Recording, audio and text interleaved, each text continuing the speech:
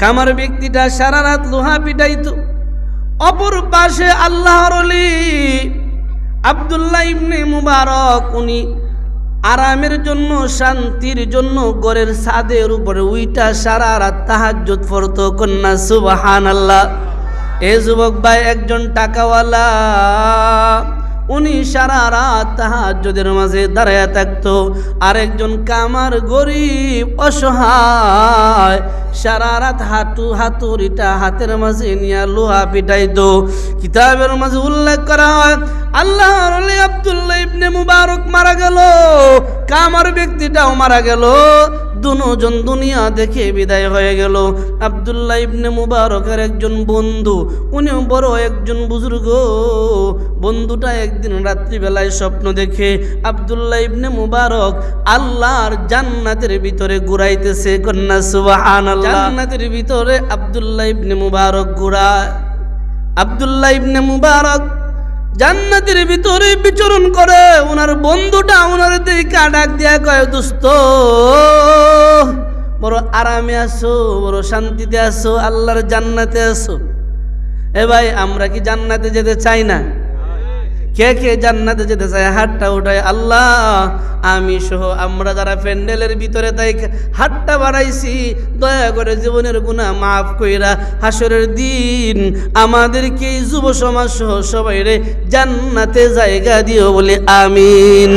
বন্ধুরা ডাক দিয়া কয়, দোস্ত বড় শান্তিতে আসো, আরামে আসো, আল্লাহর জান্নাতের ভিতরে আসো, বড় শান্তিতে আসো। এমন সময় দোস্ত আব্দুল্লাহ ইবনে মুবারক ডাক দিয়া কয়, এ দোস্ত, আমি কতটুকু শান্তিতে আছি জানো? আমার চাইতে আরো বেশি শান্তিতে আছে আমার প্রতিবেশী কামার। সুবহানাল্লাহ। স্বপ্ন যুগে ডাক দিয়া কয়, দোস্ত আমি যতটুকু শান্তিতে আছি, যত বড় জান্নাতে আছি, এর চাইতে আরো শান্তিতে আরো বড় জান্নাতে আছে কামার। এটা কেমন হইল? হ্যাঁ, এটাই বাস্তব। কামার আমার চাইতে আরো সুখে আছে। আল্লাহর বান্দাটার ঘুম ভেঙে গেল। ঘুম ভেঙে যাওয়ার পরে কামারের বাড়িতে আল্লাহর ওলিটা দৌড়ে গেল।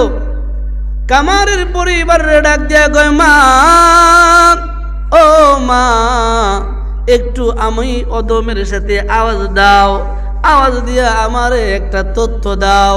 বলে, কি তথ্য দিব?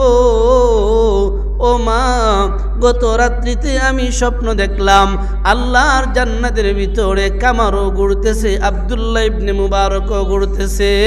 স্বপ্ন যুগে জানতে পারলাম কামার ব্যক্তিটা আব্দুল্লাহ ইবনে মুবারকের চাইতে বড় জান্নাতে আছে। কেমনে?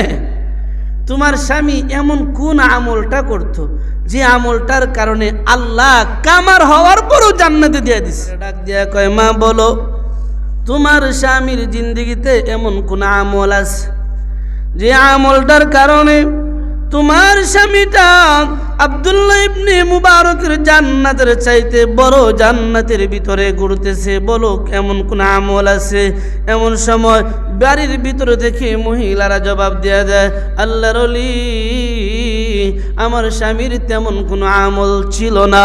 আমার স্বামীটা সারাদিন লোহা পিটাইতে পারতো না, রৌদ্রের তাপমাত্রার কারণে সারা রাত্রটা নীরবতার পাইয়া সারা রাত লোহা পিটাইতো, কামারগিরি করতো।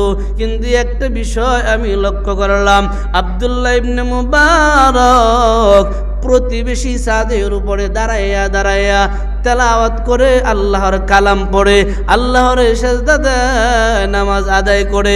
আমার স্বামী কামার ব্যক্তিটা সারা রাত কাজ করে পাশাপাশি ওই মানুষটার চেহারাটার দিকে তাকায়া তাকায়া চোখের পানি ছেড়ে দিয়া কয়, আল্লাহ, সবাই মন থেকে একটা ডাক দেন না আল্লাহ, আর একটু আওয়াজ দিয়া বলি না আল্লাহ। আল্লাহর ওলি জানো, আমার স্বামীটা মাঝে মাঝে গভীর রজনীতে আব্দুল্লাহ ইবনে মুবারকের আমলটারে দেখা আকাশের দিকে তাকায়া ডাক দিয়া বলতো, আল্লাহ, আমি যদি আব্দুল্লাহ ইবনে মুবারকের মতো টাকাওয়ালা হইতাম, আমি লোহা পিটাইতাম না, আমিও তাহাজ্জুদে দাঁড়াইতাম। তা আফসোস মনের মাঝে। ও আল্লাহর ওলি জানো, আমি লক্ষ্য করতাম আমার স্বামীটা যেই মাত্র মুয়াজ্জিন মিনারায় আওয়াজ দিত আল্লাহু আকবার, বলেন না আল্লাহু আকবার, নম্বরে উনার একটা আমল ছিল সারা রাত তাকায় তাকায় কাঁদতো, আল্লাহরে বলতো আল্লাহ আমারও যদি টাকা থাকতো পয়সা থাকতো, আমি টাকা পাইলে পয়সা পাইলে সারা রাত কামারগিরি করতাম না, আমি সারা রাত দাঁড়ায়া দাঁড়ায়া তোমার কুদরতি পায়ে সাজদা দিতাম। জানেন নি গো আল্লাহর ওলি, 2 নম্বরে আমার স্বামীর একটা আমল, উনি লোহাটারে পিটানোর জন্য হাতুড়িটা উপরের দিকে উঠা মুয়াজ্জিন মিনারায় বলে আল্লাহু আকবার, ওনার হাতের হাতুড়িটার সামনের দিকে নয় পিছন দিক দিয়া ফেলে দিয়া কয় চললাম, আমার কাজ বড় নয়, আমার আল্লাহ বড়।